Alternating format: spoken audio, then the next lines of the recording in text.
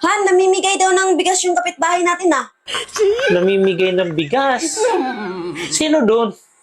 Yung kapitbahay natin na lalaki, nasulo lang sa buhay. Ah, yung kapitbahay natin na mahilig manguha ng panty.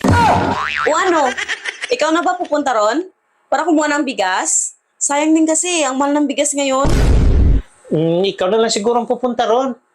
May gagawin pa kasi ako. Ah, sige, ako na pupunta doon. Oh, ba't ngayon ka lang?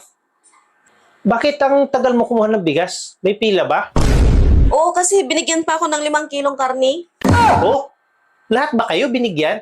Hindi, ako lang ang binigyan. Eh, bakit ikaw lang? Ang dami niyong kumukuha ng bigas ah. Ah, may inutos pa kasi siya sa akin. Pinaakyat niya pa kasi ako sa puno. Pinakyat sa puno? Ba't kanya pinakyat sa puno? Eh, hindi pa naman tagbungan ng prutas ngayon ah. Ewan ko kung bakit niya ako pinaakyat. Tapos nangawit na siguro liik niya sa kakatingala, pinababa niya na ako. Naku po. Sinilipan ka lang noon kasi nakapalda ka. Gusto lang niya makita yung panty mo. Kaya ganun. Nakuhan, alam ko na mga ganyang style ng mga lalaki. Kaya hindi siya magtagumpay.